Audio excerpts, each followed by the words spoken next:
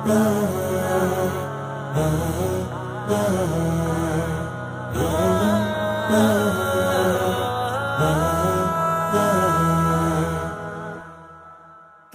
حمد اللہ وحدہ لا شریک کے لیے جو ہمارا خالق و مالک ہے. بے حد و شمار درود و سلام اللہ کے آخری نبی حضرت محمد مصطفیٰ صلی اللہ علیہ وآلہ وسلم کی ذات بابرکات پر، کہ جن کے امتی ہونے کا ہم نے شرف پایا ہے اور حضور کی نگاہ فیض سے غوث و رضا کا دامن ہاتھوں میں آیا ہے. ناظرین کرام، السلام علیکم ورحمۃ اللہ وبرکاتہ. میں ہوں آپ کا میزبان حافظ محمد طاہر قادری، اور آپ دیکھ رہے ہیں اسلامک ڈیجیٹل اسٹوڈیو کے پلیٹ فارم سے ہمارا انتہائی خوبصورت programme Tahir Qadri podcast. ناظرین کرام، آج کی جو ہماری شخصیت ہے، جی ہاں، آج کی ہماری جو شخصیت ہے نا، وہ حافظ قرآن بھی ہے، عالم دین بھی ہے، اور مفتی اسلام بھی ہے. ناظرین کرام، خطیب ایسے کہ محفلوں میں جب آپ خطاب فرماتے ہیں تو آپ کے لہجے کی سچائی بات کو لوگوں کے دلوں میں اتار دیتی ہے. جب آپ محبت مصطفیٰ صلی اللہ علیہ وآلہ وسلم کی بات کرتے ہیں تو لوگوں کو نبی پاک صلی اللہ علیہ وآلہ وسلم کا دیوانہ بنا دیتے ہیں. اور جب اسلامی مقدسات پر حملے ہوتے ہیں تو آپ کی صدائے حق سے باطل کے ایوان کانپ اٹھتے ہیں. ناظرین کرام، آپ کی ہماری محبوب شخصیت ترجمان فکر رضا حضرت علامہ مولانا مفتی سلمان احمد القادری الازہری صاحب، السلام علیکم ورحمۃ اللہ وبرکاتہ. وعلیکم السلام ورحمۃ اللہ تعالی وبرکاتہ. مفتی صاحب، کیسے مزاج ہے آپ کے؟ ٹھیک ہیں جی الحمدللہ، اللہ کا فضل و کرم احسان ہے، آپ تمامی حضرات کی دعائیں. ماشاءاللہ. میرے لیے تو مفتی صاحب یہ بہت خوبصورت موقع ہے کہ آپ کے ساتھ بیٹھ کر سوالات کرنے کا موقع مل رہا ہے. اور ناظرین کرام، ایسی شخصیت کے پوری دنیا میں الحمدللہ آپ کے چاہنے والے موجود ہیں، اور جب آپ گفتگو فرماتے ہیں تو یقین مانیں دل چاہتا ہے کہ بندہ سنتا رہے. آج ہم نے ان سے بہت ساری باتیں پوچھنی ہیں، لیکن آغاز میں ہم کچھ سوالات کریں گے جو خاص طور پر آپ ہی سے متعلق ہوں گے. مفتی صاحب، آپ کی اجازت ہو تو میں پھر آغاز کروں. جزاک اللہ. یہ ارشاد فرمائیے گا کہ آپ کا آبائی شہر کون سا ہے اور کس برادری سے آپ تعلق رکھتے ہیں؟ الحمدللہ وکفا وسلام علی حبیبہ المصطفیٰ، اما بعد، فاعوذ باللہ من الشیطان الرجیم، بسم اللہ الرحمن الرحیم، واما بنعمت ربک فحدث، صدق اللہ مولانا العظیم. اللہم صلی وسلم علی سیدنا محمد وآلہ واصحابہ وبارک وسلم صلاة دائمة سرمدا ابدا. میں مشکور و ممنون ہوں آپ کی محبتوں کا، اور جس طرح سے آپ نے مجھ سے یہ طلب فرمایا میرے متعلق معلومات کا. سب سے پہلے میں اس بات کی آپ کو آگاہی دے دوں، میں وہ چیز نہیں ہوں کہ جس کو پہچانا جائے یا جس کو دیکھا جائے. ہماری جو کچھ بھی حیثیت ہے وہ مصطفیٰ کریم صلی اللہ تعالیٰ علیہ وسلم کی نسبت سے ہے. اس گلی کا گدا ہوں میں جس میں مانگتے تاجدار پھرتے. کیا بات، سبحان اللہ. اور پھر میں نے بھی یہ اپنا تعارف اور اپنا انٹروڈکشن اسی سے کرانے کی ہمیشہ کوشش کی ہے جس سے حضرت بیدم وارثی نے کہا تھا، سگے طیبہ سب مجھے کہہ کر کے پکاریں بیدم، واہ واہ واہ. یہی رکھی ہو میری پہچان مدینے والے. ہماری اصل شناخت تو یہ ہے. باقی جو پرسنل سوالات ہیں انٹرسٹ کے لیے اگر آپ نے سوال کیا یا ناظرین آپ کے چاہتے ہیں تو میں چند باتیں آپ کے سامنے رکھ دیتا ہوں. میں ہندوستان کے صوبہ کرناٹک سے تعلق رکھتا ہوں. میری پیدائش کرناٹک کا ایک شہر ہے ہبلی، اس کے قریب میں ایک قصبہ ہے تڑس نام سے، وہاں ہماری ولادت ہوئی. ویسے میرے والد گرامی بڑے عالم دین، اور وہ ہجرت کر کے آئے ہوئے تھے کیرلا سے. صوبہ کیرلا ایک ہندوستان کا علاقہ ہے، اور وہاں سے وہ اپنی دینی خدمات کے لیے کرناٹک میں آ کر کے بسے. بلکہ میرے دادا ہی آئے تھے، اور پھر اس کے بعد ہم وہیں آباد ہوئے. اور پھر جہاں تک آپ نے برادری کے متعلق سوال کیا ہے، اس سلسلے میں بھی ہمارا خاندانی وتیرہ یہ رہا ہے. میرے والد گرامی اس بات سے ہمیں منع کرتے تھے کہ نسب لوگوں کے پاس ظاہر کر کے اپنی فوقیت بتانا یہ مناسب نہیں. کبھی انہوں نے بھی اس چیز کا ہم لوگوں کو حکم بھی نہیں دیا اور نہ ہی اظہار کرتے. لیکن الحمدللہ میرا خاندان سیدنا ابو بکر صدیق رضی اللہ تعالیٰ عنہ سے ماشاء اللہ ماشاء اور اللہ الحمدللہ سبحان اللہ ہمارے خاندان میں ابھی بھی تقریباً 148 علماء موجود ہیں اللہ اکبر میرے والد گرامی کے خاندان ماشاء میں. اللہ ماشاء تو یہ علماء کا خاندان رہا ہے اور ہمارا سلسلہ نسب سرکار سیدنا ابو بکر صدیق رضی اللہ تعالیٰ عنہ تک ہے. یعنی کہ جو لوگ یہ سمجھ رہے ہیں کہ بھائی مفتی صاحب کوئی اپنے خاندان کے پہلے عالم یا مفتی ہیں، ایسا نہیں ہے، بلکہ 148 الحمدللہ. علماء آپ کے خاندان میں ماشاءاللہ ہیں. بلکہ میری تقریباً 8 پشتوں تک میں جانتا ہوں جو سب عالم دین ہیں ماشاءاللہ. اور ان کی لکھی ہوئی تفاسیر قرآن بھی ہیں اور کئی کتب ہیں. الحمدللہ یہ دینی ماحول کئی صدیوں سے ہمارے گھر رہا ہے. سبحان اللہ سبحان اللہ. قبلہ میں چاہوں گا خاص طور پر آپ اپنے والد گرامی، چونکہ وہ بھی ایک بڑی شخصیت ہیں، جی زبردست عالم دین ہے، تو ان کا تعارف آپ ارشاد فرمائیں. میرے والد گرامی حضرت مولانا محمد ابن حسن رضوی مصباحی علیہ الرحمہ وفات پا چکے. اللہ تبارک و تعالیٰ ان کی تربت پر رحم و کرم فرمائے. آمین آمین. بچپن سے ہی اپنے والد سے پڑھتے رہے. میرے دادا بھی بڑے عالم دین تھے، شہر کے قاضی بھی تھے، اور اس وقت ہمارے والد گرامی پڑھنے کے لیے باہر کہیں جانا چاہتے تھے تو اس وقت میرے والد کے ایک استاد تھے مولانا تقی الدین رحمۃ اللہ علیہ، وہ اپنے ساتھ ان کو راجستھان لے گئے. اچھا. اور وہاں پھر کمیٹی کے کچھ معاملات ہوئے تو حضرت ہمارے والد کو تنہا چھوڑ کر چلے گئے جب ان کی عمر اللہ 9 سال کی تھی. میرے والد فرماتے ہیں کہ اس وقت جو ہے میرے سامنے ایسی دقتیں تھیں کہ کمیٹی والے میرے استاد کے نام پر مجھ کو بھی کہنے لگے کہ تمہارے جو استاد لے کر کے آئے تھے وہ چلے گئے، تم یہاں کیا کر رہے ہو؟ کرناٹک سے آئے ہو راجستھان. ان کا بڑی مشقتوں کا سفر تھا، انہوں نے کئی مرتبہ اس کو بیان کیا. اس کے بعد وہ فرماتے ہیں کہ میں نے 3 جگہ پر خط لکھے، ایک بریلی شریف میں منظر اسلام، اور ایک مراد آباد حضور صدر الافاضل کا جو ادارہ تھا، اور اس کے بعد پھر ایک جامعہ اشرفیہ مبارک پور. کہ اس وقت خطوط لکھے جاتے تھے، جواب بھی آتے تھے. تو فرماتے ہیں سب سے پہلے مجھے حضور حافظ ملت رحمۃ اللہ علیہ کا جواب آیا کہ بیٹا آپ آ سکتے ہو، ہمارے ہاں داخلہ لے سکتے ہو. تو یہ تنہا ہم اپنے والد کو بتائے بغیر اشرفیہ پہنچ گئے، مبارک پور اعظم گڑھ، اور دقتوں کا سفر تھا. فرماتے ہیں کہ داخلہ میرا ہو گیا، میں بڑی خوشی سے حضرت کی شاگردی میں رہا، پڑھائی چل رہی تھی. پھر ہمارے دادا کو بعد میں خبر ہوئی کہ مولانا تقی الدین صاحب ہمارے بیٹے کو اکیلا چھوڑ کر دوسری جگہ چلے گئے، اور ان کے ساتھ یہ حالات ہوئے. پھر رابطہ ہوا تو خط آیا کہ بیٹا تم واپس چلے آؤ. اب ہمارے والد صاحب یہ کہنے لگے کہ نہیں اب مجھے جانا نہیں ہے. ہمارے دادا مزاج کے بڑے سخت تھے اور پابند شرابی اتنے کہ بہت چھوٹی چیزوں پر بھی بہت سختی فرمایا کرتے. اللہ. تو ہمارے والد گرامی کو دادا نے بلایا تو انہوں نے آنے سے انکار کیا. پھر اس کے بعد حافظ ملت رحمۃ اللہ علیہ کو خط لکھا کہ ہمارے بیٹے کو آپ واپس بھیج دیجئے. اللہ. یہ میں اس لیے عرض کر رہا ہوں کہ اس میں بہت ساری عبرتیں ہیں، بہت سارا درس ہے جو نئے طلباء ہیں ان کے لیے. جی جی. تو حافظ ملت رحمۃ اللہ علیہ بلاتے ہیں ہمارے والد کو، چھوٹی عمر تھی. کہا کہ بیٹا دیکھو تمہارے والد کا خط آیا ہے، تمہیں وہ بلا رہے ہیں، واپس چلے جاؤ. وہ کچھ ناراض لگتے ہیں، وہ یہاں پڑھانا نہیں چاہتے کیونکہ اس وقت اعظم گڑھ کی ایک امیج الگ تھی، بہت الگ انداز سے سمجھتے تھے کہ یہ ایک بہت دور علاقہ ہے، پتہ نہیں کیا ہو جائے گا.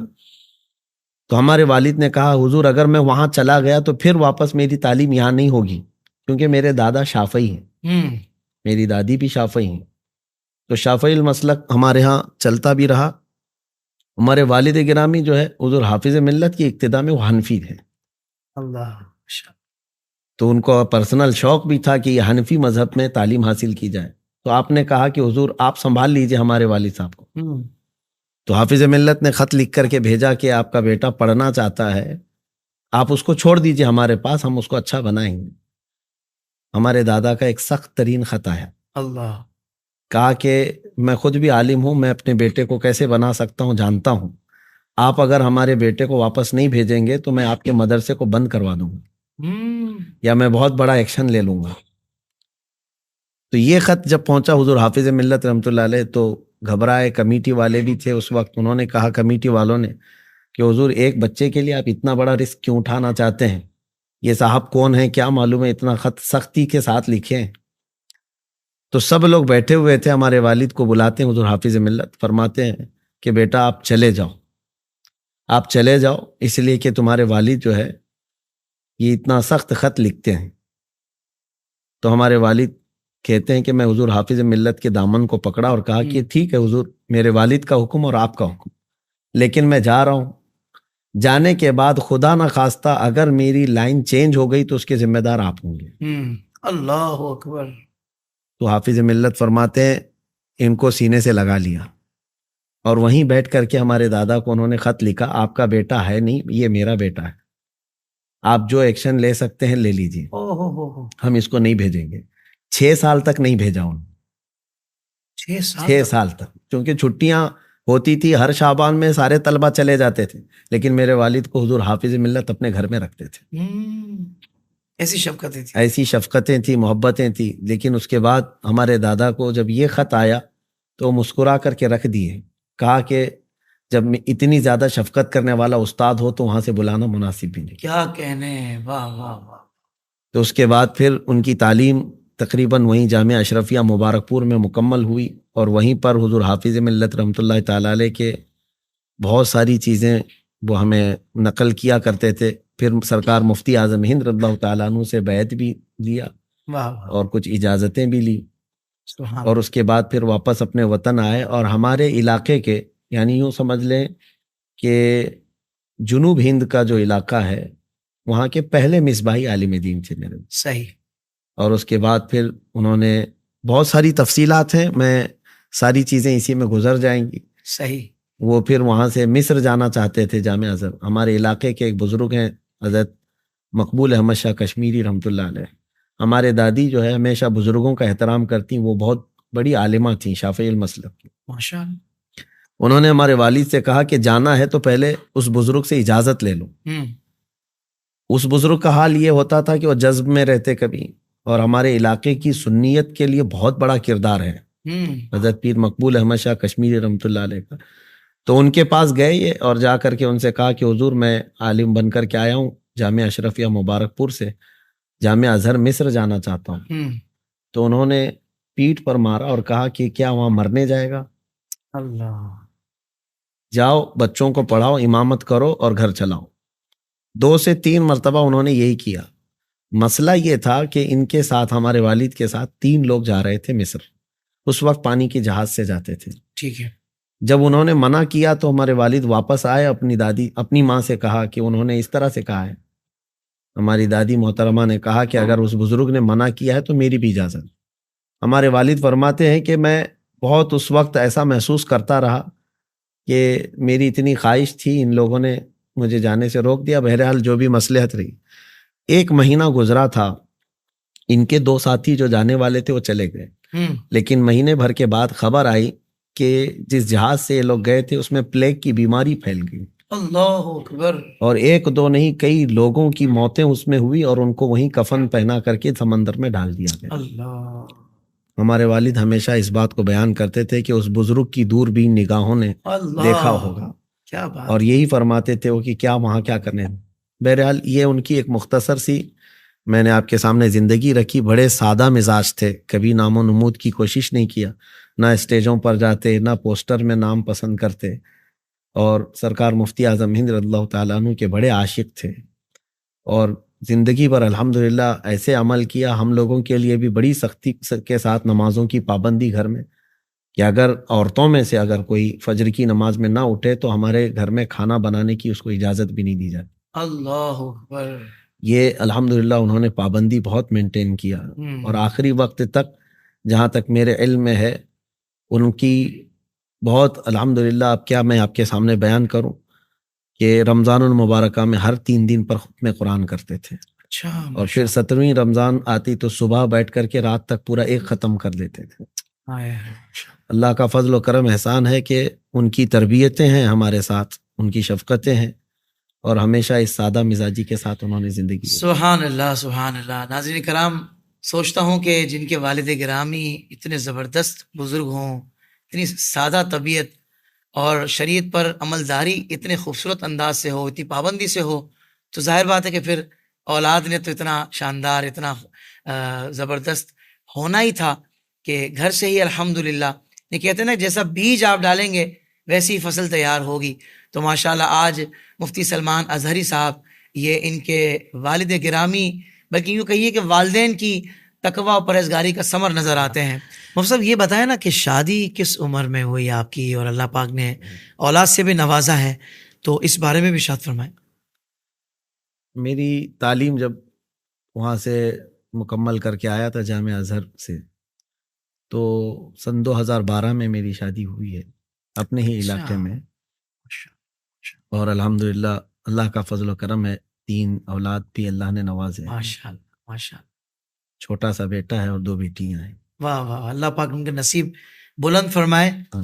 اور یقیناً یہ بھی دل چاہتا ہے پوچھنے کو، لیکن مجھے سوالات چونکہ بہت سارے ہیں، دل چاہ رہا ہے پوچھنے کو کہ بھائی کیا سوچا ہے بچوں کے لیے، کس انداز سے تربیت کریں گے؟ اگر مختصر طور پہ بتا دیں تاکہ ہمارے بہت سارے والدین جو سوچتے ہیں کہ ہم اپنے بچوں کو کیا بنائیں، تو آپ کے اس جملے سے رہنمائی ہو جائے۔ قرآن پاک کی میں تفسیر کیا کرتا تھا اس وقت، جو ہے سورہ آل عمران کی کچھ آیتوں کی تفسیر کے وقت میں کافی انسپائر تھا، جب حضرت بی بی مریم کی والدہ ماجدہ نے نظر کیا تھا اللہ کریم کی بارگاہ میں، انی نظر تو اللہ تبارک و تعالیٰ کی یہ آیت ہے، اذ قالت امرأۃ عمران رب انی نذرت لک ما فی بطنی محررا فتقبل منی انک انت السمیع العلیم۔ حمل میں ہی انہوں نے یہ نیت کی تھی۔ یہ آیتیں میں اس لیے کوٹ کر کے آپ کو بتا رہا ہوں کہ اس کے بعد پھر انہوں نے اپنی بیٹی کو جب حضرت مریم پیدا ہوئی تو بیت المقدس میں وقف کیا، سبحان اللہ۔ اور وقف کرنے کے بعد جو ہے اولاد کو اللہ کریم کی وہ ایسی نگہداشت میں ہوتا ہے۔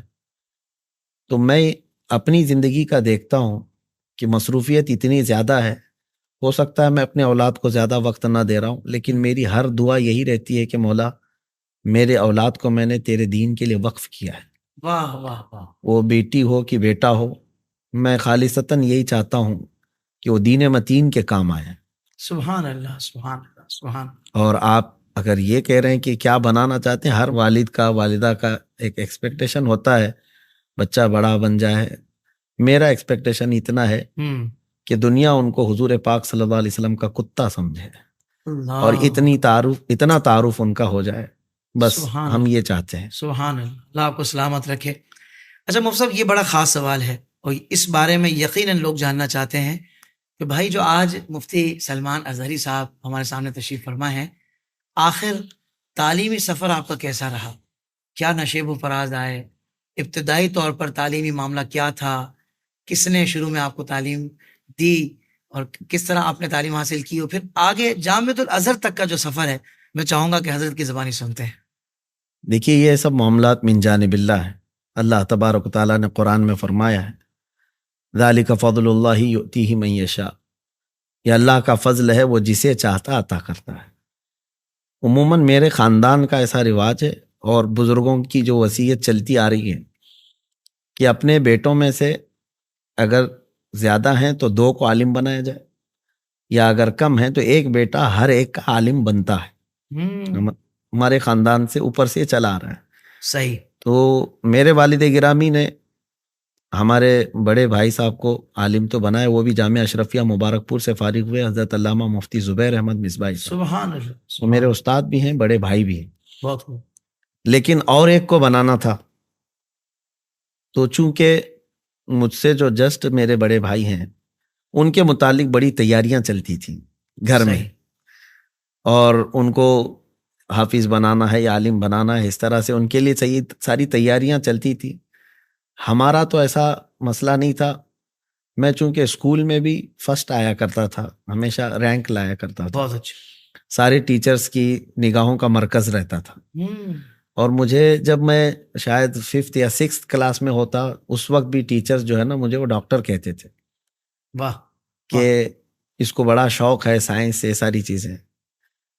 تو ہمارے والد کو بھی یہ معلوم تھا کہ یہ ڈاکٹر بننا چاہتا ہے. خیر ہمارے بھائی صاحب آئے تھے چھٹیوں میں ربیع الاول شریف کی، تو وہ مسابقہ کروا رہے تھے مجھ سے، میرے اور میرے جسٹ بڑے بھائی سے، کہ یاسین شریف آپ سناؤ. صحیح. تو چونکہ بچپن میں ہی ہمارے گھر میں یاسین یاد کرا دیا جاتا ہے بچوں کو، تو جب دونوں سے انہوں نے تلاوت سنی تو میرے جو بھائی ہیں ان سے کئی مرتبہ قرآن پاک میں یعنی یاسین شریف پڑھنے میں بھول ہوئی، تو میں بغیر کسی خطا کے سنا گیا، کیونکہ روز کی روٹین تھی، پڑھ دیا. تو وہ جا کر کے ہمارے والد صاحب سے یہ ریکویسٹ کرنے لگے میرے بڑے بھائی کہ ان کی بجائے ان کو لے کے جاتے ہیں. صحیح. یہ اچانک ٹرننگ پوائنٹ ہے. اللہ اکبر. تیاریاں ان کی تھی واہ. لیکن اچانک جو ہے ان کی سفارش کے نام کا قرآن نکلا ہے. قرآن نکلا. سبحان اللہ. اور قرے کی بات آئی ہے تو اب حالات ایسے ہیں، میں تو مقتل میں بھی قسمت کا سکندر نکلا، قرے فال میرے نام کا اکثر نکلا. اکثر نکلا. سبحان اللہ. تو پھر جو ہے اچانک جو ہے یہ معاملہ ہوا. اس کے بعد پھر 8 دن کے اندر طے کیا انہوں نے اور اپنے ساتھ مجھے جامعہ اشرفیہ مبارک پور لے کے چلے گئے. صحیح. اور پھر وہاں میں نے حفظ کی تعلیم حاصل کی، اور اس کے بعد بیچ میں طلبہ کے لیے میں نصیحت کے ساتھ کرتا ہوں. پہلی مرتبہ دور گیا تھا، تقریباً 2000 کلومیٹر کا سفر ہوتا ہے ہمارے گھر سے یہ اشرفیہ مبارک پور کا سفر. بہت لمبا سفر ہے. چند دنوں کے بعد گھبراہٹ، والدین کی یاد اور یہ ساری چیزیں، واپس آئے تو پھر اسکول کے ساتھیوں نے اور ٹیچرز نے پھر وہ دماغ میں ڈالنی شروع کی. 6 مہینے کی چھٹی کے بعد آیا تھا کہ تم تو ڈاکٹر بننے والے تھے، یہ اچانک کہاں چلے گئے مدرسے میں. تو میں تھوڑا سا کبیدہ خاطر ہو کر اپنے والد صاحب کے پاس آ کر یہ بات عرض کیا، تو ان کا ایک جملہ آج بھی مجھے یاد. انہوں نے کہا کہ بیٹا اس راستے پر چل پڑو، اللہ تبارک و تعالیٰ تم کو ایسا روحانی ڈاکٹر بنائے گا کہ دنیا کے ڈاکٹر بھی تمہارے سامنے ہیچ ہوں گے. کیا کہنے ہیں صاحب. واہ. اور اللہ کا فضل و کرم احسان ہے کہ حضور پاک صلی اللہ علیہ وسلم کی محبت کے اس راستے میں ہم نے دیکھا ہے کہ سارے لوگوں کو، پھر سارے بڑے بڑے ڈاکٹروں کو بھی ہمارے پاس آتے ہوئے دیکھا ہے. کیا بات، کیا بات ہے. حضرت وہ ضرور بتائیے گا جب آپ پہلی مرتبہ بریلی شریف گئے تھے، وہ میں چاہوں گا وہ منظر کیا تھا، کوئی خاص واقعہ بھی ہوا تھا اس موقع پر؟ جی میں نے ایک تقریر میں اس کو بیان بھی کیا تھا. مسئلہ یہ تھا کہ میں حفظ سے فراغت حاصل کیا جامعہ اشرفیہ مبارک پور، اور ممبئی میں جامعہ غوثیہ سے عالمیت کیا، فضیلت کیا. اس کے بعد پھر بریلی شریف جانے کا میرا بہت بڑا خواب تھا کہ حضور سرکار سیدی تاج الشریعہ رحمۃ اللہ تعالی علیہ باحیات تھے اور وہ پڑھاتے تھے. اچھا. اور یہی چیز میرے لیے بہت زیادہ تھی کہ حضرت کی بارگاہ میں جانا ہے اور شرف تلمذ حاصل کرنا ہے. کیا کہنے. اب اس نیت سے اب وہاں ٹیسٹ ہوتے تھے شوال میں دبئی تراویح پڑھا کر کے آیا تھا اس سال. ٹھیک ہے. اور بہت سارا سامان میرے پاس تھا، کپڑے تھے، اور میں اپنی اس وقت جو کتابیں لکھا یا ترجمے کیا ہوا تھا وہ سب محفوظ تھی.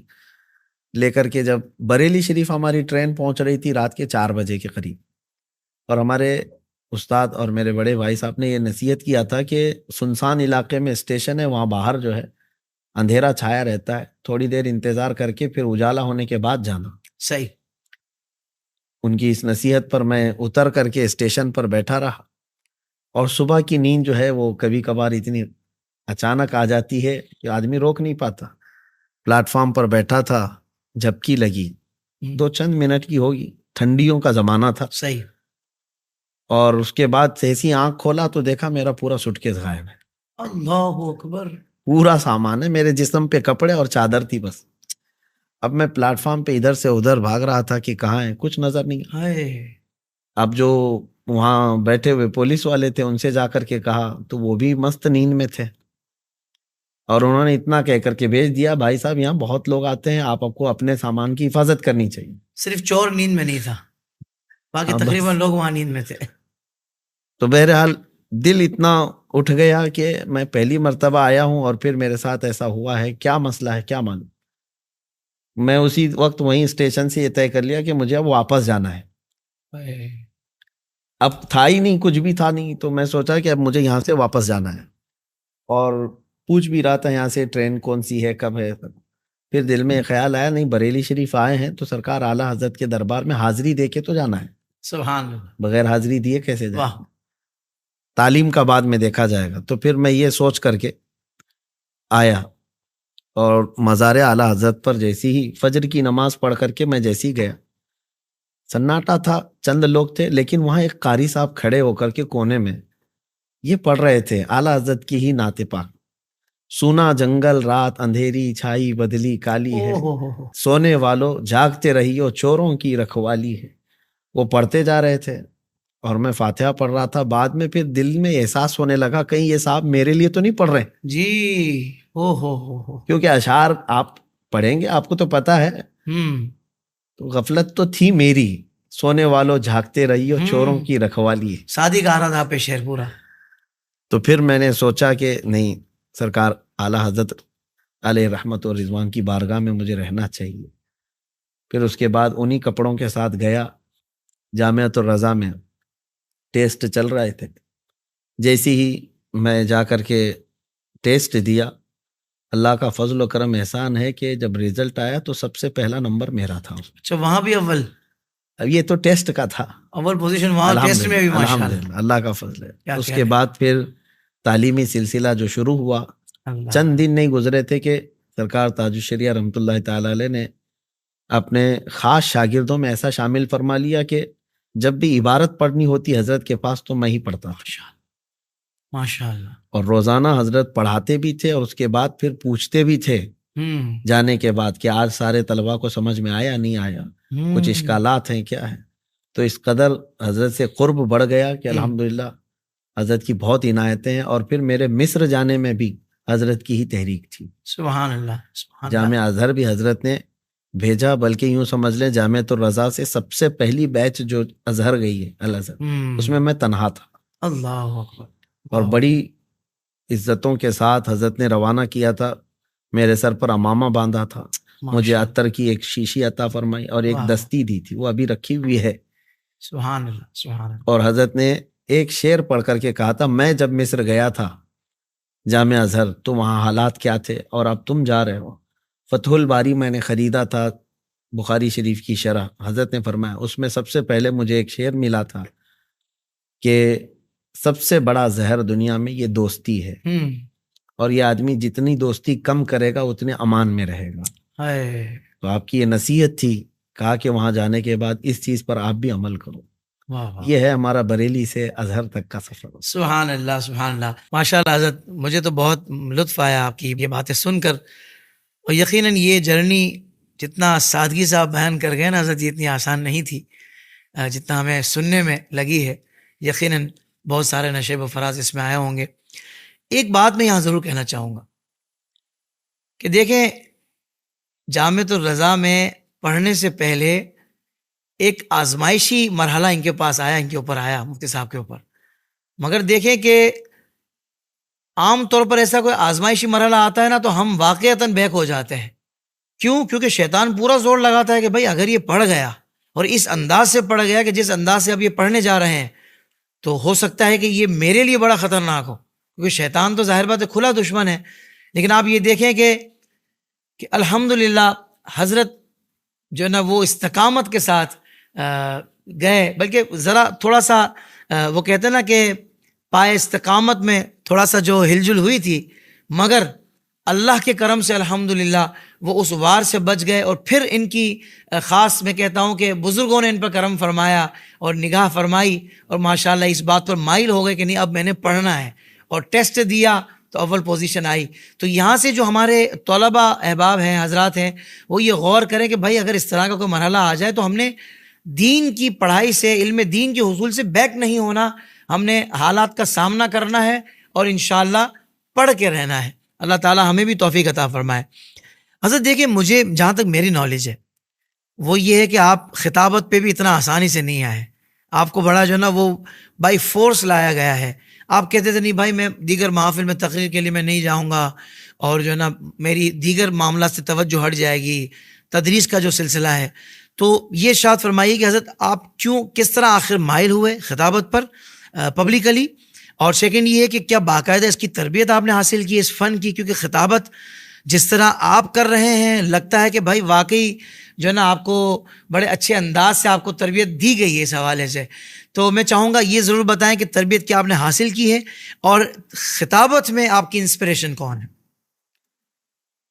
پہلی بات تو میں آپ کو یہ بتا دوں کہ خطابت تو نہ کوئی میرا یہ پروفیشن ہے اور نہ ہی یہ کوئی کمرشل ذریعہ ہے. اور جہاں تک آپ کہہ رہے ہیں کہ اس طرح سے آپ خطابت کے میدان میں لائے گئے، یا سیدھی سی بات یہ ہے کہ میں اس وقت خطابت کے لیے کھڑا ہوا جب ہماری داڑھی مونچھ بھی نہیں آئی تھی. اللہ، یعنی پہلی جماعت میں تھا، اعدادیہ میں. اچھا. اور شاید اپنی لکھی ہوئی ادھر ادھر سے نکالی ہوئی اساتذہ اکرام کی بڑی محنتیں تھیں. تو انہوں نے جس طرح سے ہمیں جو دارالعلوم کی بزم ہوا کرتی تھی اس میں کھڑا کیا، اور اس کے بعد پھر دھیرے دھیرے وہ اچھا نکھار آتا ہی چلا گیا. اور جب ابھی میری چھوٹی عمر تھی تبھی جو ہے مجھے محافل میں لے جایا گیا، اسٹیجوں پر کھڑا کیا گیا. تو یوں سمجھ لیں کہ تقریباً میں 14 سال کی عمر میں 13 سال کی عمر سے تقریر کر رہا تھا، جبکہ صحیح. چھوٹی سی عمر ہوتی ہے. بہت بڑی بات ہے. اور پھر ممبئی کی سرزمین پر محرم کے 10 روزہ مجالس کی تقریریں بھی میری عمر کی 16 یا 17 سال کی عمر اچھا. ہوئی. اللہ. اور کرتا رہا اور آج تک جو ہے ایسی کوئی باضابطہ ٹریننگ نہیں لیا، اور اچھا. نہ ہی کوئی اس طرح کی تربیت ہوئی ہے. بس اتنی بات ہے کہ آج بھی جو بولتا ہوں، جو مجھ پر بیتتی ہے یا دل میں جو آتی ہیں، یہی چیزیں سامنے رکھتا ہوں. سبحان اللہ. باضابطہ پہلے سے کوئی پلاننگ نہیں کرتا. سبحان اللہ. حضرت آپ کی تقاریر کافی ریسرچ بیسڈ ہوتی ہیں. ایسا لگتا ہے کہ آپ بہت شاندار تیاری کرتے ہیں، کئی گھنٹوں اس پہ صرف کرتے ہوں گے. مصروفیات تو بہت رہتی ہیں اور اتنی تسلسل کے ساتھ آپ کے مختلف ٹاپکس پر، موضوعات پر تقاریر آتی ہیں، تو اتنی تیاری کب کر لیتے ہیں حضرت؟ نہیں، یہ بھی بات درست نہیں ہے. اتنا وقت صحیح پہ ملتا نہیں ہے اور نہ ہی گھنٹوں اس پر لگاتے ہیں. اللہ اکبر. جو پڑھائی کیا ہوا ہے یا مطالعے میں جو چیزیں ہیں وہ سب کو ذہن میں جمع کر لیتے ہیں. اور کئی مرتبہ ایسا ہوا ہے کہ جمعہ وغیرہ میں مائک پر جانے تک کا بھی موضوع کا خیال نہیں ہوتا. قرآن پاک کی آیت پڑھی اور اس کے بعد پھر اس پر گفتگو کرتے رہے. لیکن ایک چیز کا التزام میں رکھتا ہوں ہمیشہ کہ موضوع سے نہ ہٹا جائے، اس پر فوکس کیا جائے. یہی لوگوں کے لیے بہت اچھا بھی ہوتا ہے اور اٹریکٹیو بھی اسی چیز پر ہوتے ہیں. تو اس چیز کا میں ہمیشہ خیال رکھتا ہوں کہ موضوع سے نہ ہٹا جائے، اور باقی اس کے سلسلے میں مواد جو کچھ بھی ہمارے مطالعے میں رہتا ہے اسی کو استعمال کرتے ہیں. باقی تقریر کے لیے یا خطابت کے لیے کوئی باضابطہ تیاریاں اس طرح سے نہیں. اللہ اکبر. ویسے حضرت آپ نے ایک بات کہی کہ مائک پر جانے تک نہیں پتا ہوتا کہ بھائی کیا گفتگو کرنی ہے. ویسے بعض خطبہ کا تو پتہ لگ جاتا ہے کہ واقعی تیاری سے نہیں آئے جب وہ بغیر تیاری کے آ جاتے ہیں.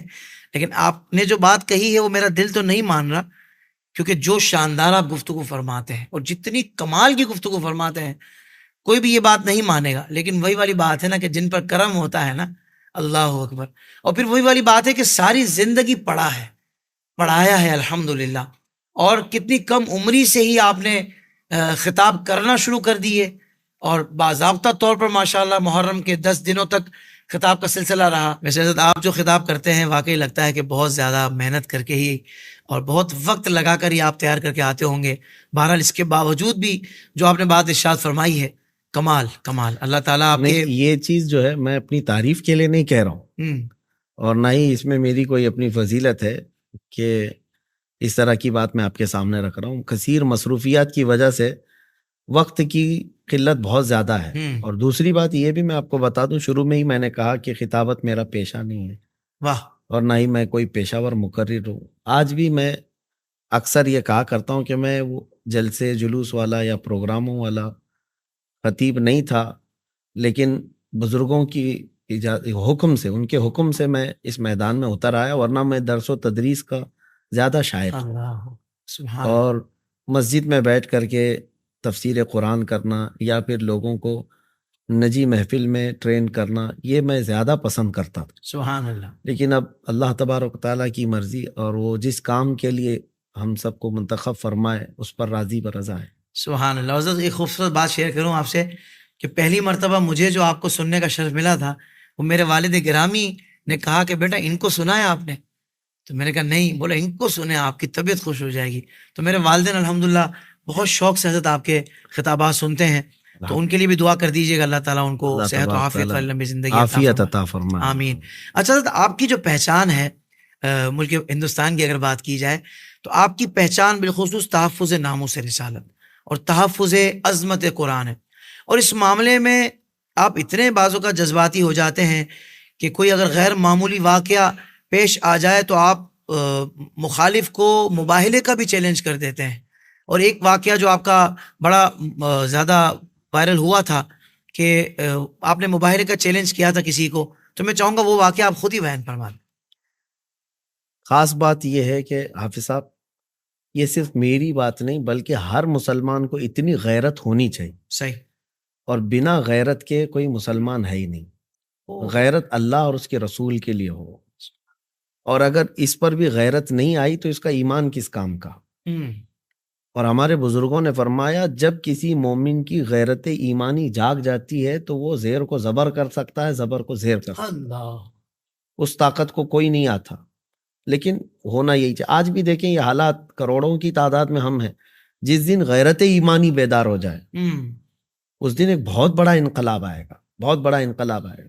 آپ جو پوچھ رہے ہیں, میں آپ کے اس پلیٹ فارم سے سارے لوگوں کو اس بات کی آگاہی دینا چاہتا ہوں کہ گستاخیاں جب بھی ہوں, جہاں بھی ہوں, یہ کسی ایک ملک کے ساتھ خاص نہیں. مومن ہے تو پھر اس کی غیرت جاگ جائے, بیدار ہو جائے کہ میرے کان یہ چیزیں سننے کے لیے نہیں.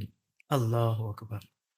اور ہم نے کبھی دوسروں کے لیے چھیڑخانی نہیں کی ہے, کسی کے مقدسات پر ہم حملہ آور نہیں ہوئے, تو کیوں ہمیں زبردستی چھیڑا جائے. بہرحال یہ معاملات ہمارے ملک عزیز میں پیش آئے.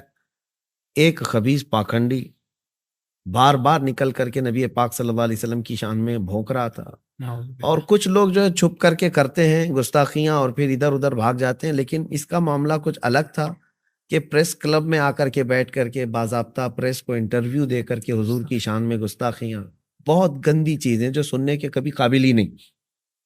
یہ چیزیں جب پھیلنے لگی, میں اپنے علاقے میں تھا رمضان سے چند دن پہلے, تو اس وقت جو ہے نوجوان میرے پاس آئے, میرے شہر ہبلی کے. وہ روتے ہوئے بیٹھے تھے کہ حضرت کئی دن ہو گئے, یہ گستاخیوں کی وجہ سے ہمارا کھانا پھیکا ہو گیا. اللہ. اور ظاہر سی بات ہے, اگر اللہ تبارک و تعالیٰ نے ہمیں کوئی منصب دیا ہے لوگوں کی قیادت کا, یعنی اپنے علاقے کی ہی صحیح ہو, امامت کا, تو آدمی کی اب ذمہ داری دوہری ہو جاتی ہے. اس وقت جو ہے میرے دل پر بھی ایسا لگا بجلی چمک گئی ہو. واقعی ان گستاخیوں کے بعد نیند بھی ختم ہو گئی تھی, رات بھر یہی سوچتے تھے.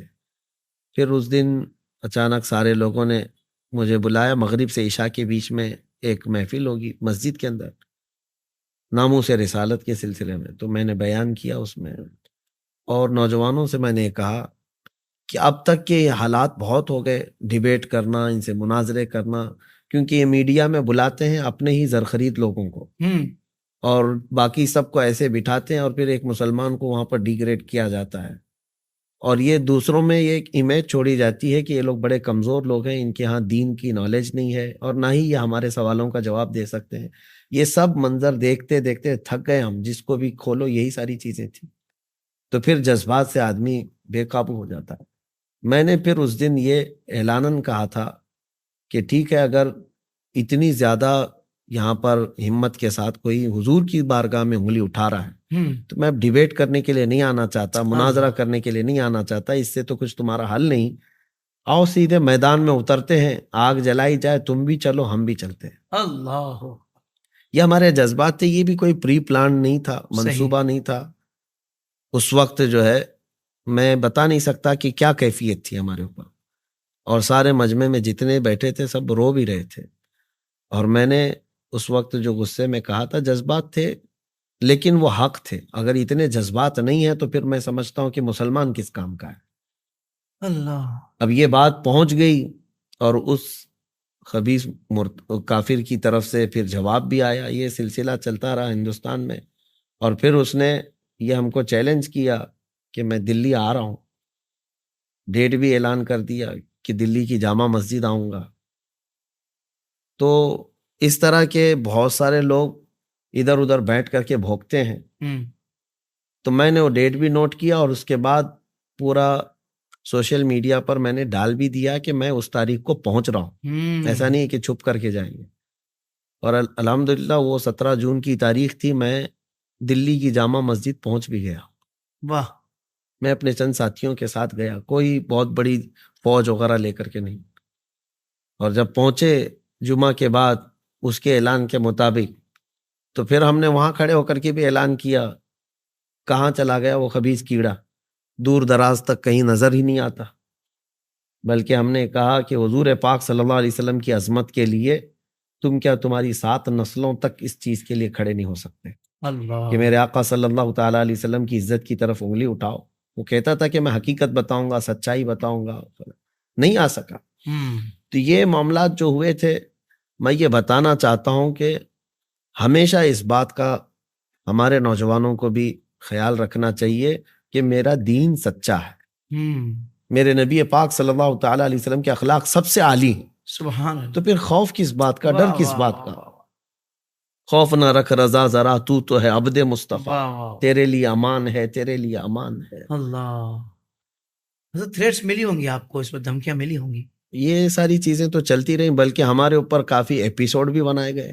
اچھا. ہم کو یہ کہا بھی گیا کہ یہ ہندوستان کا سب سے بڑا آتنکوادی کھلے عام گھوم رہا ہے, فلاں ہے. چینلز میں کہے جا رہے تھے. ہمیں اس کی پرواہ نہیں, کیونکہ ہم کسی سے اپنے دین کی, اپنے ایمان کی اور اپنے سچے ہونے کی سرٹیفکیٹ لینا نہیں چاہتے. میرا رب راضی ہے, رسول راضی ہے, کافی ہے. سبحان اللہ.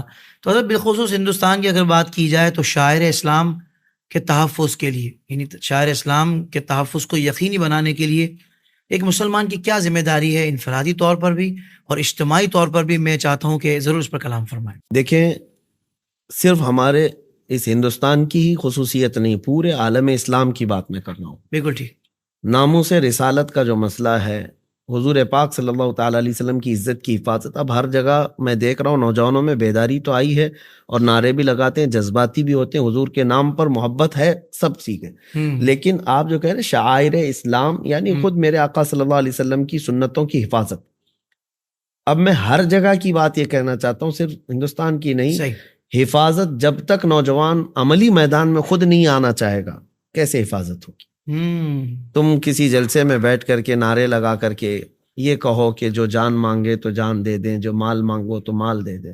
یہ سب چیزیں تمہاری قربانیاں ٹھیک ہیں, تمہارے جذبات ٹھیک ہیں, لیکن حفاظت جو ہے شاعر اسلام کی تمہارے عمل سے ہوگی. سبحان اللہ. سبحان اللہ. مسجدیں جو ہے صرف اذان دینے سے محفوظ نہیں ہیں, بلکہ اس میں نماز بھی پڑھی جانی چاہیے. پریکٹیکل ہونا پڑے گا. پریکٹیکل ہونا پڑے گا. آپ حضور کی عزت کی بات کرتے ہیں, نوجوانوں سے میں کہتا ہوں پھر حضور کے اخلاق کیوں نہیں اپنا لیتے؟ اللہ. حضور کی سنتوں پر کیوں نہیں آتے؟ کیا خوبصورت بات ہے, کیا خوبصورت بات. حضور پاک صلی اللہ تعالیٰ علیہ وسلم کی بارگاہ میں آپ کا عقیدہ بھی یہ ہے کہ حضور کا چہرہ سب سے حسین و جمیل ہے. سبحان اللہ. تو جب حضور کو سب سے زیادہ حسین و جمیل مانتے ہو آپ, تو حضور پاک صلی اللہ تعالیٰ علیہ وسلم کی سنت مبارکہ کو کیوں نکال دیتے ہو؟ اللہ اکبر. سب سے حسین چہرہ وہ ہے.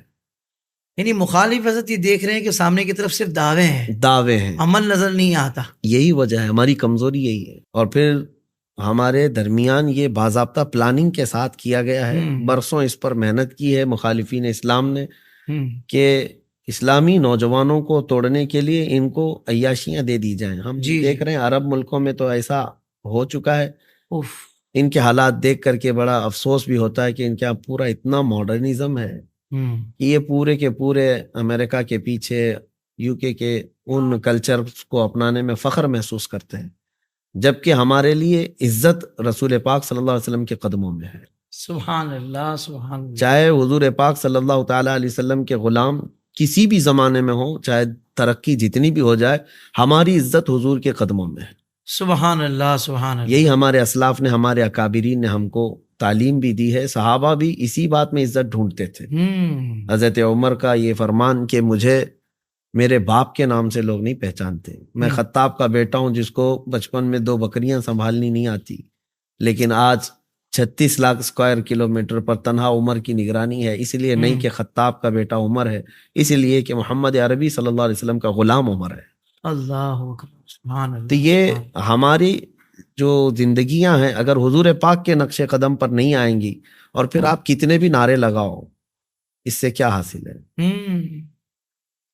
تو مطلب یہ ہوا حضرت کہ ساری دنیا میں جہاں بھی لوگ اسلامی شاعر کا تحفظ چاہتے ہیں تو سب سے پہلے وہ اپنے گریبان میں دیکھیں، اپنی ذات کو دیکھیں، اور یہ غور کریں کہ وہ کتنا حضور کی سنتوں پر عمل کرنے والے ہیں، بالکل حضور کی سیرت طیبہ کے مطابق اپنی زندگی گزار رہے ہیں، بالکل یعنی پریکٹسنگ مسلم بننا ہوگا۔ بالکل اس بننا کے بعد ہی آپ یوں سمجھ لیں کہ ان کو پہلا جواب تو یہ دیا جائے۔ آئیڈینٹی جو ہے اپنی جی۔ برقرار رکھنی بہت ضروری ہے۔ واہ واہ۔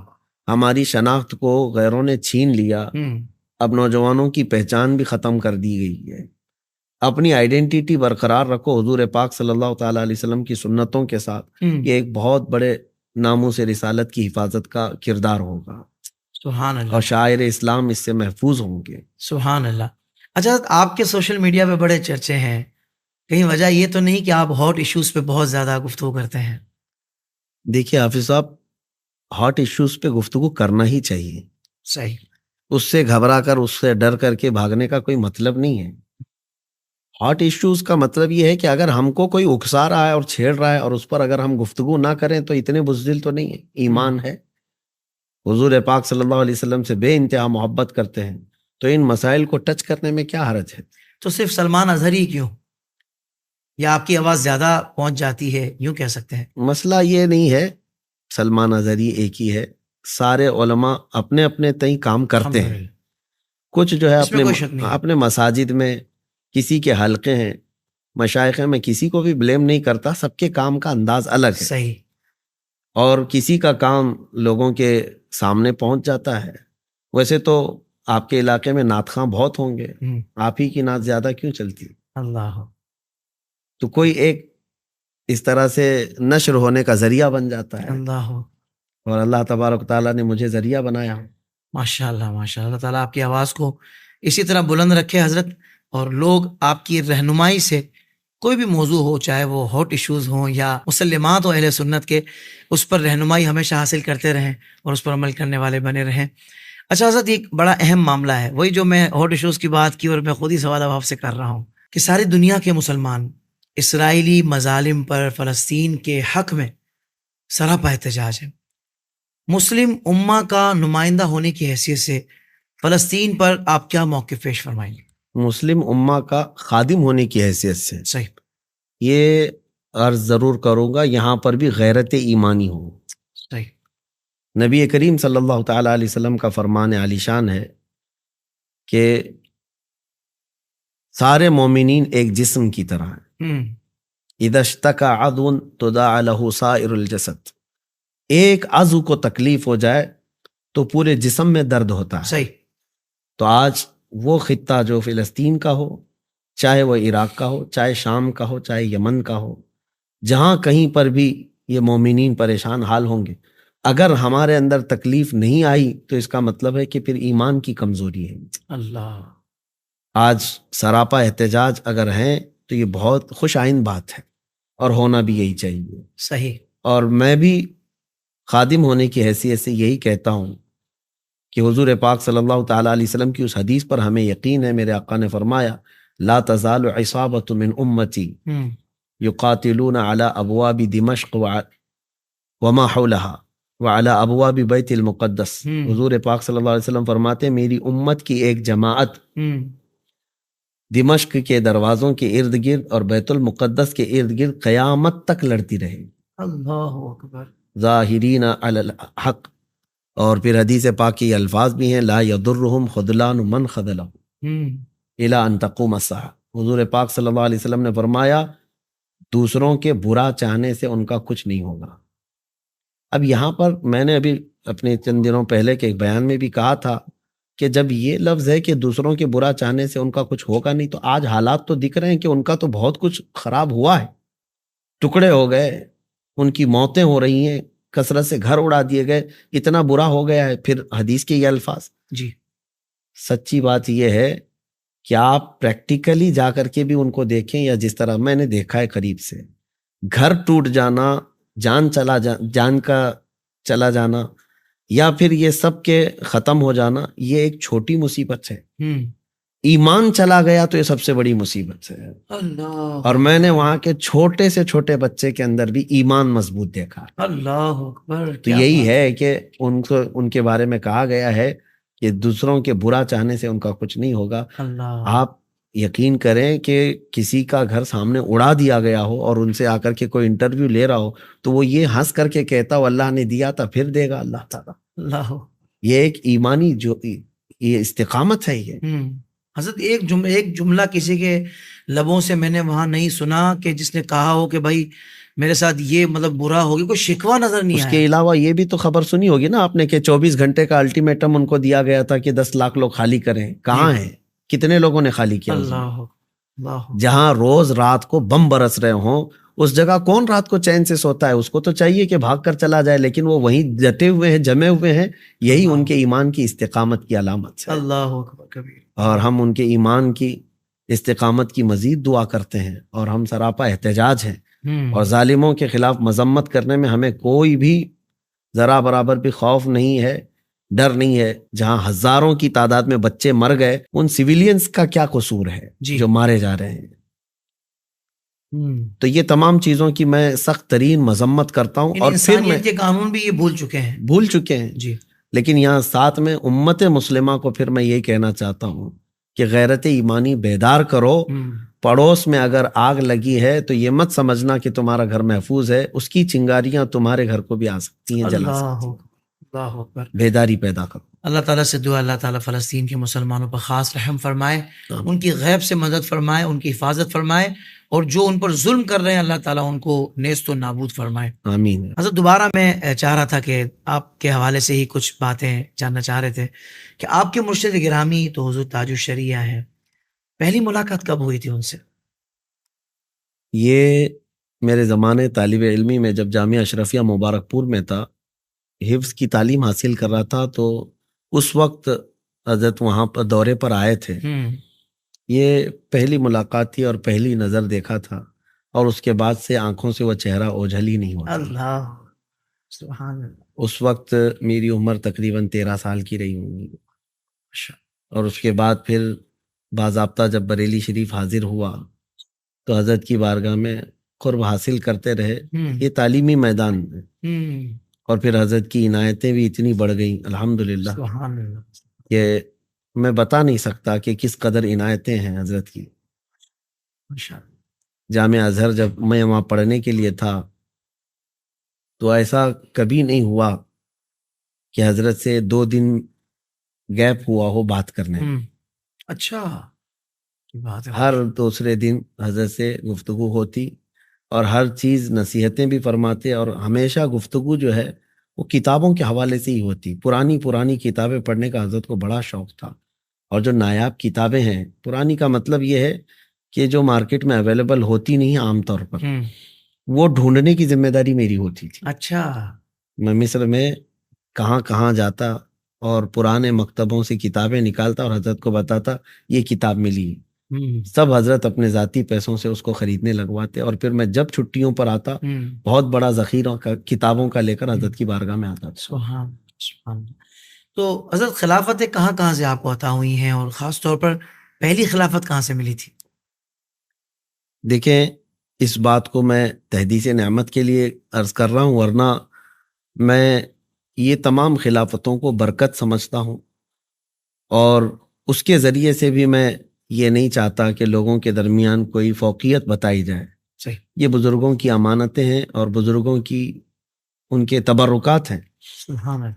میرے مرشد گرامی حضور تاج الشریعہ رحمۃ اللہ تعالی علیہ نے نوازا، اور ماررہ مطہرہ سے سید ملت حسان الہند حضرت نظمی میاں صاحب قبلہ سید آل رسول حسنین میاں مارروی رحمۃ اللہ علیہ، سبحان اللہ، جب میں طالب علمی کے زمانے میں تھا تبھی آپ نے خلافت سے نوازا تھا. واہ. اور اس وقت میں نے حضرت سے یہ عرض بھی کیا تھا کہ حضور میں اس کا اہل نہیں ہوں، آپ نے اتنی بڑی امانت دی ہے ماررہ مطہرہ کی خلافت، تو آپ نے میرے پیٹھ پر مار کر کے کہا تھا یہاں اہل بنانے کے لیے دیا جاتا ہے.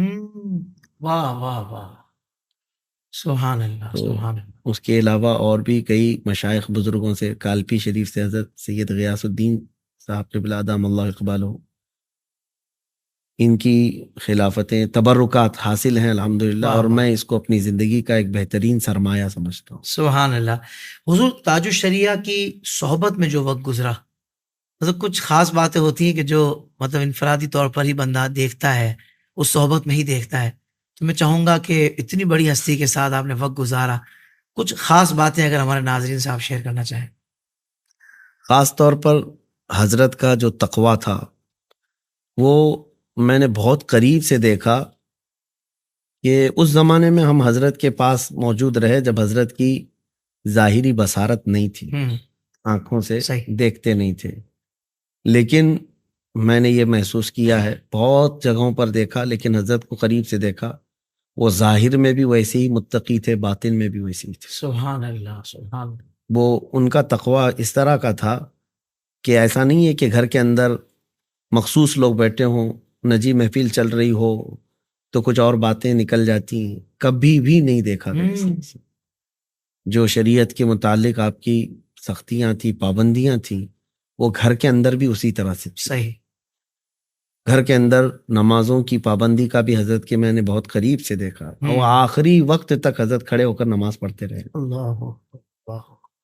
الحمدللہ یہ ساری چیزیں جو ہے، اس لیے میں عرض کر رہا ہوں، ایک مرتبہ ایسا ہوا کہ حضرت حجرے میں تھے، لوگ ملاقات کے لیے بہت سارے آئے ہوئے تھے، تو ملتے رہتے، تانتا لگا رہتا تھا اور سب چلے گئے،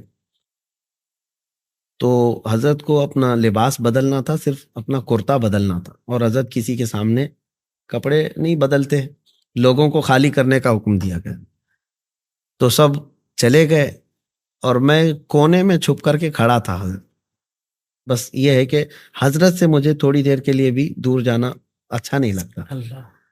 تو میں کھڑا رہ گیا، اور اس کے بعد حضرت کے پاس جو کپڑا تھا اٹھائے، پھر اپنا جبہ اتار رہے تھے، پھر رک گئے، پھر اتار رہے تھے، پھر رک گئے۔ تھوڑی دیر کے بعد حضرت نے وہیں پر پلنگ پر بیٹھ کر کے کہا، کوئی اور ہے کمرے کے اندر؟ اللہ اکبر۔ تو ایسا سمجھیں کہ میرے جسم میں پوری کپ کپی طاری ہو گئی، میں پسینے میں تھا اس وقت۔ یہ سوچ ہو سکتا ہے کہ حضرت کی نظریں نہیں دیکھ رہی ہوں، اس لیے کوئی کھڑا ہو تو نہیں دیکھتے، ایسا نہیں ہے۔ ہم نے اس متقی کا دامن تھاما ہے جس کی دل کی نگاہیں دیکھتی تھی۔ سبحان اللہ۔ اس کو روشن ضمیر کہا جاتا ہے۔ کیا کہنا ہے مفتی صاحب، واہ واہ واہ۔ میں نے آ کر قدموں کو پکڑا اور کہا، حضور بس میں ایسے ہی کھڑا رہ گیا تھا، کہا کہ میں کرتا بدل رہا ہوں، اس کے بعد آ جاؤ۔ تو یہ چیزیں ایسی ہیں، میرے تمام سننے والوں سے بھی میں کہوں گا، یہ تقویٰ جو ہے عوام الناس کے سامنے دکھانا یہ آسان ہے، لیکن تنہائی میں تقوی کی پابندی کر لینا یہ بہت بہت بڑا چیلنج ہے۔ سبحان اللہ۔ اسی کو کہا گیا ہے نا، یہ تیرا ذکر، تیرے مراقبے، یہ تیرے سرور کی محفل ہے۔ کچھ اسی طرح کا شعر ہے اقبال کا، جو تیری تنہائی کا نگہبان نہیں تو کچھ بھی نہیں۔ یہ میں نے حضرت کو دیکھا ہے کہ ان کی تنہائی بھی ویسی ہی بعمل تھی اور مجمع میں بھی ویسی بعمل۔ سبحان اللہ، سبحان اللہ۔ اچھا حضرت، ویسے ضمناً کپڑوں کا آپ نے تذکرہ کیا ہے، تو آپ کی ڈریسنگ بڑی منفرد ہوتی ہے، زرق برق بھی تھوڑی سی ہوتی ہے، پھر امامہ شریف بھی آپ کا ایک بہت ہی الگ عمدہ دکھ رہا ہوتا ہے ماشاءاللہ۔ تو ویسے لگتا ہے کہ فائنینشلی بہت آپ ویل سیٹ ہیں، تو حضرت کوئی خاص وجہ ہے خاص مطلب لباس کی؟ دیکھیے، یہ میرا پرسنل شوق ہے، میں عمدہ لباس ابھی سے نہیں بلکہ پڑھنے کے زمانے سے بھی پہنتا ہے۔ اچھا۔ میرے زمانے طالب علمی میں بھی ایسا تھا کہ جو میرے خرچے کے پیسے ملتے تھے وہ سب بچاتا تھا اور کپڑے خریدتا تھا۔ اچھا۔ یہ ہمارے سب ساتھیوں کو بھی معلوم ہے، نئے نئے کپڑے خرید کر کے پہننا ایک شوق تھا، اور اس لیے بھی بعد میں جب اس منصب پر آئے، امامت کرنے لگے، خطابت کرنے لگے، تو ہمیشہ اس بات کا احساس ہوتا ہے کہ لوگوں کی نظروں میں کسی چیز کا ہلکا پن نہ ہے، اس چیز کو مینٹین کر کے چلتے ہیں تاکہ دین کی امیج ان کے نظروں میں، ان کے دماغ میں ایسی بیٹھے کہ ہمارے علماء بھی جو ہیں الحمدللہ وہ ہمارے ایسے نہیں ہیں کہ لوگ دیکھ کر کے ان کا مذاق اڑا سکے۔ واہ واہ واہ۔ میں سادہ مزاج رہنے والے یا سادے کپڑے پہننے والے علماء کی مخالفت بھی نہیں کر رہا، ان کا عمل ہے، ان کا تقویٰ ہے. لیکن بہت سارے لوگ اس سلسلے کو لے کر کے سوشل میڈیا پہ بھی کچھ نہ کچھ باتیں کرتے رہتے ہیں. پہلی بات تو یہ ہے کہ میں ان کے کپڑے نہیں پہنتا، میں اپنے ہی پہنتا ہوں. کیا کہنے ہیں، کیا کہنے ہیں، سبحان اللہ. اور مجھے اتنا پہننے کا حق شریعت نے دیا ہے. سبحان اللہ. نبی پاک صلی اللہ تعالیٰ علیہ وسلم کے متعلق بھی ہے، سیرت میں ہے کہ جب کوئی وفد آپ سے ملاقات کرنے کے لیے آتا تو حضور پاک صلی اللہ علیہ وسلم کے پاس سرخ دھاری دار ایک جبہ تھا، وہ آپ زیب تن کر کے آتے تھے تو صحابہ کہتے ہیں ایسا حضور پاک صلی اللہ علیہ وسلم لگتے جیسے حسین گلاب کھلا ہوا. سبحان اللہ، سبحان تو اللہ. یہ بھی ہے، نبی پاک صلی اللہ تعالیٰ علیہ وسلم نے عمدہ لباس پہننے کا فرمایا ہے. اور محدث اعظم پاکستان علیہ الرحمہ کا ایک قول ہمیں ملا تھا، آپ نے فرمایا تھا کہ علماء کو چاہیے کہ مہنگی جوتیاں پہنے، اچھی جوتیاں پہنے. شاگردوں نے پوچھا ایسا کیوں ہے؟ کہا کہ تاکہ دنیا داروں کی نظریں خالی علماء کی جوتیوں پہ رہے. کیا بات ہے، واہ واہ واہ، سبحان اللہ. حضرت آپ جو شیروانی وغیرہ پہنتے سارے ہی میں نے دیکھا ہے، کوئی شادی میں اپنی پہنتا ہے، کوئی بچوں کی شادی میں پہنتا ہے. جی. تو آپ کی نیت کتنی زبردست ہے کہ بھائی یعنی دین کی بات، علم کی بات کرنے والے کو کوئی حقیر نہ سمجھے، کوئی حقیر نظروں سے نہ دیکھے. دیکھیں اس پر بھی نیت کا عمل دخل ہے، ورنہ ہم نے بہت سے سادے لباس میں ایسے لوگ دیکھے ہیں کہ جب وہ بولتے ہیں نا تو ہم کہتے ہیں یار لباس سادہ ہے مگر کردار یہ گفتار اتنی سخت ہے، اور ایک جملہ بولا اور اس میں بھی دل آزاری کر دی. میں بھی وہی بات کروں گا کہ میں سادہ لباس پہننے والوں کی مخالفت نہیں کر رہا، وہ اس سے زیادہ خوبصورت عمل ہے کہ لباس بھی سادہ ہو خاص نیتوں کے ساتھ، اور پھر اس کے بعد عمل بھی آپ کا انتہائی شاندار ہو تو سبحان اللہ، سونے پہ سہاگا ہے. مگر حضرت کی بات بھی اپنا ایک وزن رکھتی ہے. اور سبحان اللہ. قطع کلامی کی معافی، میں یہ بھی آپ کو بتا دوں میں سادے لباس بھی پہنتا ہوں، ایسا نہیں ہے کہ ہمیشہ اس لباس میں رہتا ہوں. میں سادہ لباس ایسا پہن کے جاتا ہوں کہ ہمارے علاقے کے نہیں پہچانتے مجھ کو. اللہ اکبر. عموماً ایسا ہوا، ابھی آج آستانے سے باہر آ رہے تھے، ہمارے قافلے والے میرے سامنے سے گزرتے چلے گئے لیکن وہ مجھے دیکھ بھی نہیں سکے، میں ان کے سامنے سے ہی جاتا رہا. اچھا. تو ایسا نہیں ہے کہ میں سادے کپڑے پہنتا ہی نہیں، پہنتا ہوں. لیکن جب اس طرح کی تقاریب ہوتی ہیں، دینی مجالس ہوتی ہیں، تو ان میں میں اس لباس کا اہتمام کرتا ہوں. سبحان اللہ. اور اس میں کیا برائی ہے؟ دنیا جو ہے اپنی پارٹیوں کے لیے اہتمام کرتی ہے اور میں حضور پاک کی بات کرنے کے لیے اہتمام کروں تو کیا؟ سبحان اللہ، سبحان اللہ. سلامت رہیے. اچھا بس آخر کی کچھ باتیں ہیں. فلاحی کاموں میں بھی حضرت دیکھا ہے کہ آپ ماشاءاللہ ایکٹیو رہتے ہیں، کچھ نہ کچھ فلاحی انسانیت کی فلاح و بہبود کے لیے بھی آپ کوشاں رہتے ہیں. تو اس حوالے سے بھی کوئی آپ کا ادارہ وغیرہ ورک کر رہا ہے، یہ ارشاد فرما دیں. اور ساتھ ہی ساتھ امت مسلمہ کی تعلیم و تربیت کے لیے بھی کوئی بڑا ادارہ یا کوئی اسلامک یونیورسٹی یا کوئی اس طرح کا آپ کا فیوچر میں کوئی گولز ہیں، کوئی ایسے ٹارگٹس ہیں جو آپ اچیو کرنا چاہتے ہوں؟ جی بالکل، میں اسی مزاج کا آدمی ہوں اور میں فیلڈ ورک چاہتا ہوں. اور ابھی آپ نے جیسے تنظیم کے سلسلے میں پوچھا، ہماری ایک الامان سنی فاؤنڈیشن ہے، ٹھیک ہے، رجسٹرڈ ہے، ایک ٹرسٹ بھی ہے. اس کے انڈر میں ہم لوگ بہت سارے کام کرتے ہیں، فلاحی کام، جیسے غربا اور مساکین تک پہنچنا. اور ہم جو ہے، میں جنوب ہند کے متعلق بتاؤں، کئی ایسے کاموں کا بیڑا ہم نے اٹھایا تھا. نوجوانوں کو بیزی رکھنا ہے. صحیح.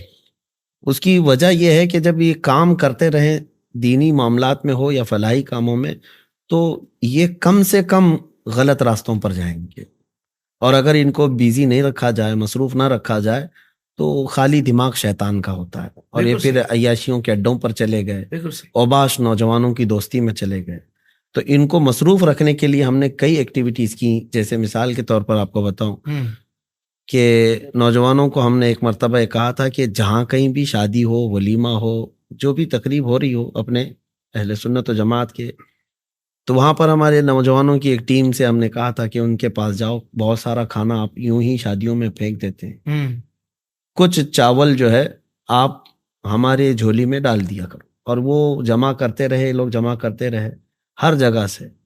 تقریباً 2000 کلو کا چاول جو ہے خالی یہ 12 ربیع الاول تک غربا اور مساکین کو دیہاتوں میں جا کر تقسیم کرتے ہیں. ماشاءاللہ، بہت کمال. تو یہ جنوب ہند میں بتا رہا ہوں، اپنے کرناٹک میں یہ کام ہوتے ہیں. اور جیسے لوگ دوائیاں کھا کر چھوڑ دیتے ہیں، وہ آدھی دوائیاں لا کر کے ہمارے پاس جمع کرتے ہیں، اچھا، اور پھر اس کو ریپلیس کر کے ہم جو ہے جو ضرورت مند ہے ان تک پہنچاتے ہیں۔ ماشاء کچھ نوجوان خون دینے کے کام میں مصروف رہے، اور کچھ جو ہے کپڑے تقسیم کرنے کے اس میں رہے۔ یہ ساری چیزیں ایکٹیویٹیز اسی لیے ہم کرواتے رہے نوجوانوں کو کہ ان کو مصروف رکھنا بہت ساری برائیوں سے چھوڑنے کا سبب بنے، بہت کمال، بہت ساری برائیوں قابل سے تقلید چھوڑنے۔ ہے حضرت یہ عمل آپ کا۔ اور پھر اس کے علاوہ آپ دیکھیں ان کو بہت سارے لوگ یہ پوچھتے بھی ہیں کہ نشہ سے ان کو کیسے آزاد کرایا جائے، ان کو بد کرداری سے دور لایا جائے۔ اس کا حل صرف اتنا ہی ہے، کسی بندے کے ہاتھ میں گندے پانی کا گلاس ہے اور آپ اس کو 100 بار بولتے رہے بیٹا یہ مت پینا مت پینا، اس کو جب زیادہ شدت کی پیاس لگے گی اور آپ کو نہیں دیکھے گا اٹھا کے پی لے گا۔ 100 مرتبہ وہ کہنے سے بہتر ہے کہ آپ ایک اچھے پانی کا گلاس اس کو دے دیں اور اس کا وہ برا پانی کا گلاس لے لیں اور کہیں یہ مت پیو یہ پی لو۔ سبحان اللہ، سبحان اللہ۔ تو ہم نے اس مشن پر کام کرنے کی کوشش کی۔ بہت سارے لوگ اس طرح کے عام کاموں میں مصروف رہے یا غلط راستے پر رہے، تو ہم نے ان کو وہاں سے ہٹا کر کے کہا کہ ان کاموں میں اپنا وقت لگاؤ۔ واہ واہ واہ واہ۔ اور وہ نوجوان الحمدللہ ایسے ہیں، سینکڑوں کی تعداد میں آج ہیں، جنہوں نے اپنی پرانی ان تمام چیزوں سے توبہ کیا اور یہ ایکٹیویٹیز میں لگے ہوئے ہیں الحمدللہ۔ سبحان اللہ۔ بہت ایسے ہیں جو فجر کی نماز کے ایسے پابند ہیں کہ وہ پورے لوگوں کو جگاتے بھی ہیں اللہ، الحمدللہ۔ ماشاء اللہ۔ تو یہ اس مشن کو لے کر کے الامان فاؤنڈیشن سے ہم چل رہے ہیں، اور جہاں تک ادارے کی بات ہے وہ ہمارا گول ہے، ہمارا خواب ہے، اللہ اس کو پائے تکمیل تک پہنچائے۔ ہم صرف ایک جگہ نہیں بلکہ ہر شہر میں یہ چاہتے ہیں کہ ایسا ایک ادارہ قائم ہو جہاں پر ہمارے بچے دینی اور دنیاوی دونوں تعلیم حاصل کر کے فارغ ہو سکیں اور شانہ بشانہ دنیا کے چل سکیں۔ جو ہمارا عروج و ارتقا تھا زمانے قدیم میں اس کو واپس لایا جائے۔ کیا کہنے، واہ واہ۔ اس کو واپس لانے کا ایک سبب یہ ایک ذریعہ یہی ہے جو ماررہ مطہرہ کی حضور سیدی امین ملت کی آواز ہے، آدھی روٹی کھائیں گے بچوں کو پڑھائیں گے۔ بہت اچھا۔ میں یہ چاہتا ہوں کہ ہر شہر میں ہم اسکول قائم کریں یا دینی تعلیم کے ساتھ قائم کریں۔ اللہ تبارک و تعالیٰ مسبب الاسباب، اسباب پیدا فرمائے۔ حضرت آپ نے گفتگو کے دوران یہ ارشاد فرمایا کہ بھائی ایک گندے پانی کا گلاس رکھا ہوا ہے اور ہم یہ کہہ رہے ہیں کہ یہ نہ پیو یہ نہ پیو، تو ان کے سامنے صاف پانی کا گلاس رکھ دیا جائے، کہا جائے کہ یہ پی لو۔ تو حضرت ہم نے بھی سوشل میڈیا پہ یہی کوشش کی کہ ہمارے بڑوں نے وہ کوشش کرتے رہے اور کر رہے ہیں کہ بھائی یہ فحش جو مواد ہے یا برا مواد ہے، یہ جو بدعقیدگی والا کانٹینٹ ہے وہ نہ دیکھیں۔ بالکل، مگر ظاہر بات ہے کہ وہ سامنے آتا رہتا ہے اور لوگ بعضوں کا دیکھ لیتے ہیں۔ تو ہم نے اسلامک ڈیجیٹل اسٹوڈیو نے کوشش کی کہ صحیح کانٹینٹ، اسلامی جو صحیح تعلیمات ہیں اس کو بہت اچھے انداز میں، پروفیشنل انداز میں، اچھی کوالٹی کے ساتھ اور جدید تقاضوں کو سامنے رکھ کر شریعت کے دائرے میں رہتے ہوئے پوری دنیا تک پہنچایا جائے۔ تو حضرت دنیا بھر کے دیگر ممالک کے ساتھ ساتھ ہندوستان میں بھی اسلامک ڈیجیٹل اسٹوڈیو کے نشریات کو دیکھا جاتا ہے۔ آپ اس کام کو کس نظر سے دیکھتے ہیں؟ دیکھیے بات وہی ہے، آپ جس مشن کو لے کر چل رہے ہیں میں آپ کی تائید کرتا ہوں اور بہت آپ کو اس کی مبارکبادی بھی پیش کرتا ہوں۔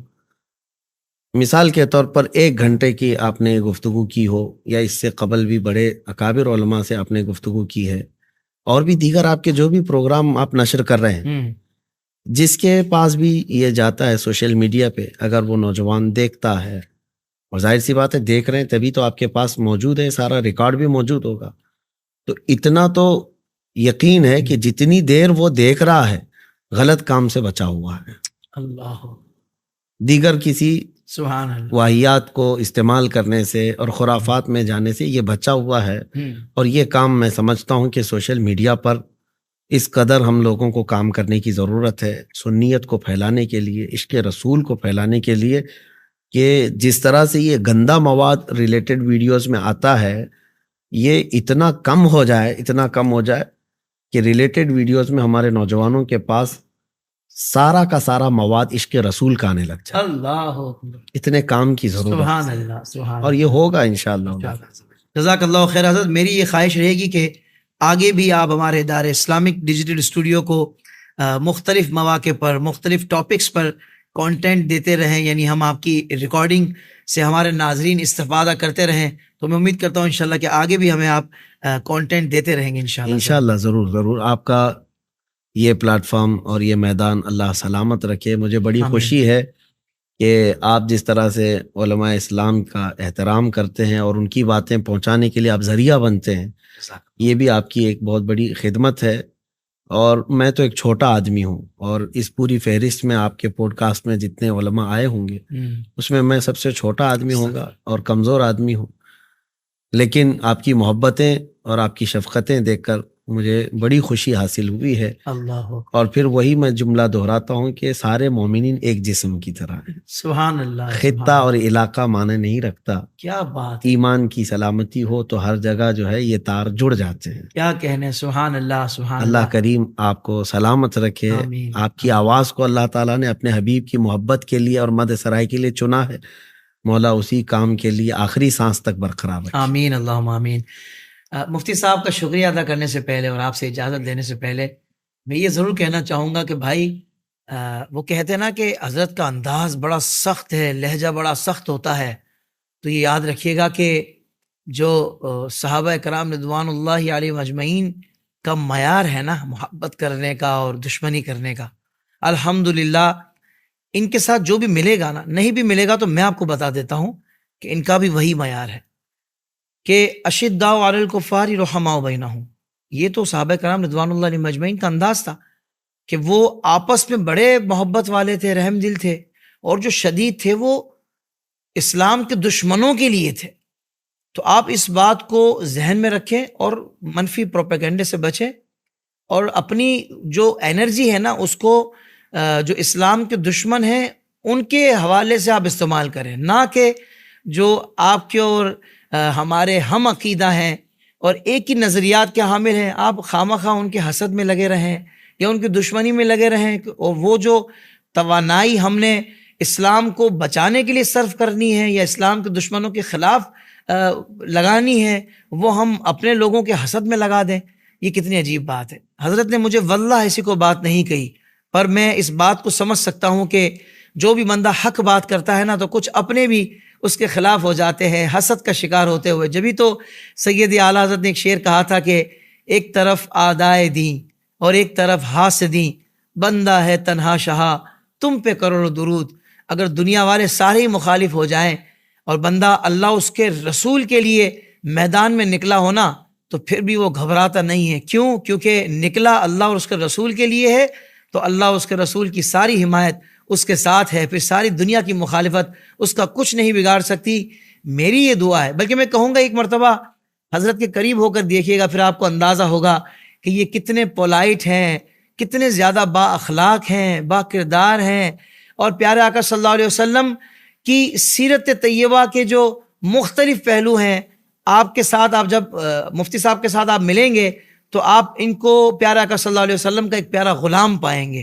تو میری دعا ہے اللہ تبارک و تعالیٰ ان کو شاد و آباد رکھے، اور جو حضور کا غلام ہے حقیقت میں وہ ہمارا امام ہے۔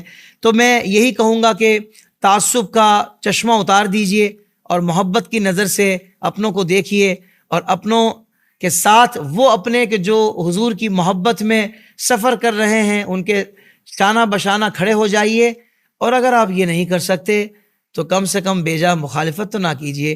اللہ تبارک و تعالی ہمیں بھی دین متین کی خدمت کرنے کی توفیق عطا فرمائے۔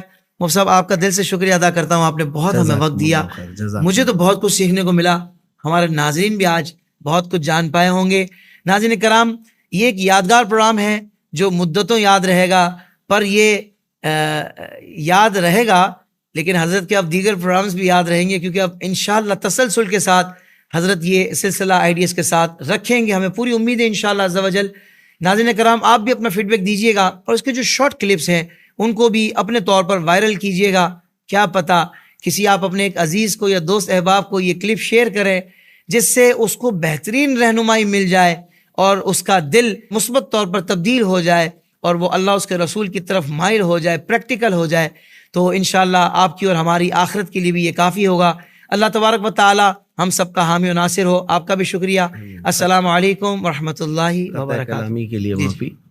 میں آخر میں اس بات کی وضاحت بھی کر دوں کہ آپ کے ساتھ گفتگو کیے ہیں، اور یہ ساری چیزیں جب نشر ہوں گی تو میرے ملک سے یا آپ کے ملک سے یا دیگر جگہ بیٹھے ہوئے لوگوں کو یہ شاید ہو سکتا ہے ذہن میں آئے آپ ہمارے یہاں آئے کہ ہم آپ کے یہاں گئے. یہ تشویش تو رہے گی. آپ ہندوستان آئے ہیں یا میں پاکستان گیا ہوں. تو نہ یہ تو بہرحال اس بات کی وضاحت کر دوں کہ ہم دونوں اس دربار میں آئے ہیں جہاں کی غلامی ہمارے لیے معراج ہے. ہم بغداد مقدسہ میں بیٹھے ہوئے ہیں، سرکار غوث پاک رضی اللہ تعالیٰ عنہ کے عرص پاک میں حاضر آئے ہوئے ہیں، اور یہاں سب کے دلوں کو جوڑا جاتا ہے. اس لیے میں اس بات کی وضاحت کر رہا ہوں، اس بات کو بھی سارے لوگوں تک پہنچا دیا. یہ بہت خوبصورت بات علامہ صاحب نے کہہ دی تاکہ کسی بندے کو تشویش نہ ہو، اور اصل وہ کہتے ہیں نا کانٹینٹ سے اس کی توجہ نہ ہٹے، اصل جو باتیں سیکھنے سننے اور سمجھنے کی اور عمل کرنے کی ہے وہ سلسلہ جاری و ساری ہو جائے. ناظرین اکرام، آپ کا بہت شکریہ. مفتی صاحب آپ کا بھی شکریہ. السلام علیکم ورحمۃ اللہ وبرکاتہ.